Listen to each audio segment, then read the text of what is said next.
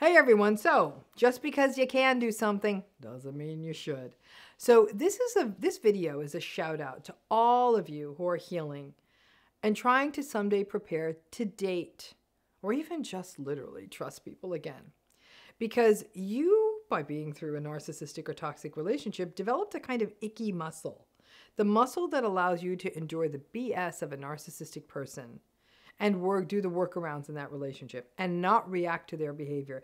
And maybe, if you're already at the far end of your healing process, maybe even stop blaming yourself for falling for the gaslighting. You get good at this, right? And you learn how to do all this workarounding in a variety of relationships. But after you get through a primary narcissistic relationship and you're able to do this, work around all the toxic stuff, you get really good at it. Just because you can do something doesn't mean you should. So let's talk about why that is. So I know, and I have worked with and talked with so many people who through radical acceptance and through necessity have found a way to make, if you will, their narcissistic relationships work. And I do put work in air quotes because these relationships that they're making work still remain very unhealthy. Making the relationship work might mean that you got yourself to a place where you're not taking the bait, or you know you're being gaslighted and you don't blame yourself. But make no mistake, no matter how much you have it sort of figured out, a narcissistic relationship is always going to take some kind of psychological toll on you.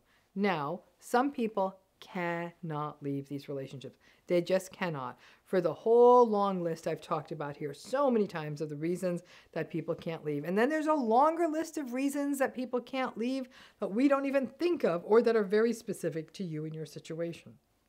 So you do your best to make it work.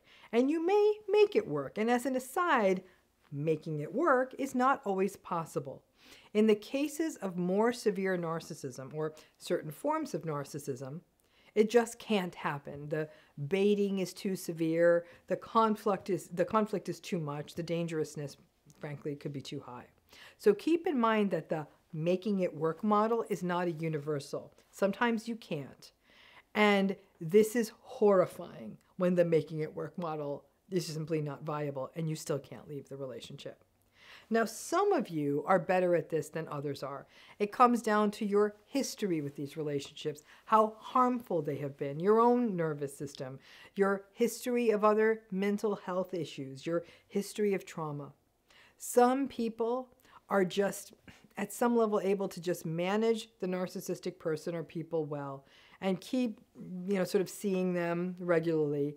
And somehow you don't lose yourself, or these people don't lose themselves in these relationships.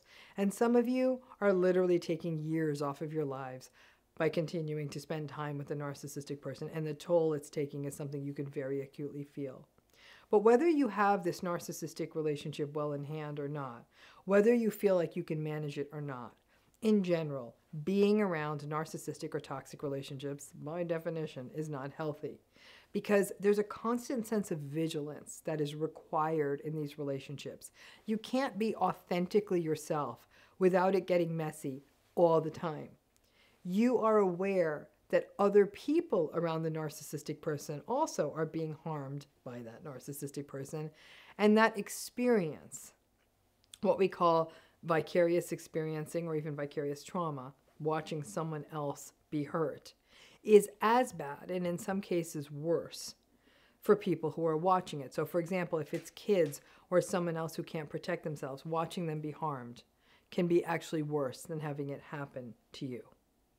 So really what I'm trying to say to you is just because you can do something doesn't mean you should. Because you can do the workarounds with narcissistic people. You've learned how to do them because you've actually really developed a strong muscle to tolerate a lot of BS. You've become really masterful at making allowances and making excuses. It doesn't mean you should keep doing it with someone new. Sadly, we do live in a world that is not narcissism or antagonism informed, where people don't realize that those second chances that we're always being told that we're supposed to be giving to other people can paint us into a corner very quickly with a narcissistic person.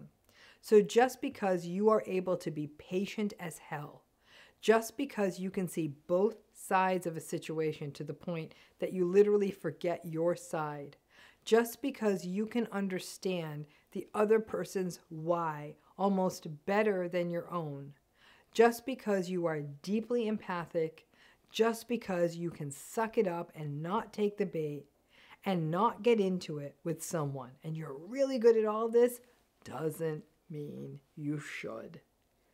It is easy to fall into the trap of, well, maybe I need to take what I can get when you meet someone new, or maybe my standards for people are too high, or maybe I'm not making allowances for different people being different ways, or in the worst cases, you tell yourself, maybe I don't deserve better.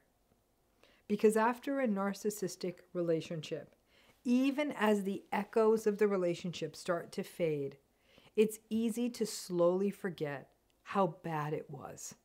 And because anyone who has survived one of these relationships is almost purpose-built for enduring emotional abuse, you have to be very careful that your capacity to do something doesn't make you vulnerable to the hundreds of subtle behaviors, like making excuses, that can get you pulled right back into the vortex again. It is very hard for survivors who have healed and are getting out of it to put down their old narcissistic workaround repertoire. Your compassionate parts still work and can make you very resilient, maybe too resilient, in the face of a narcissistic person's bad behavior. The gold standard is to see these patterns clearly, not force yourself to make it work, learn to disengage as early as possible, or at least cut them a wide berth, and remember not to invest the best parts of yourself into them. The good thing is that much as you don't want to, if you do encounter the narcissistic folks, which you're going to here and there, maybe a new narcissistic in-law marries into the family, maybe you have a new narcissistic coworker, maybe you have to every so often see the mean person down at the local coffee shop, maybe it's your friend's new boyfriend. Trust me, you'll feel it in your body and even know how to dance through these people. Just don't feel compelled to make it work with these people. Just do what you need to do to get in and get out without giving up too much of yourself. Don't overextend you to make some sort of flimsy relationship with these people work out. And hopefully, as you heal, you learn the many things that you can do, that you are capable of, that allow you to explore the breadth and depth of you. And those are the things that you probably should do. Hope that was helpful, and thanks again.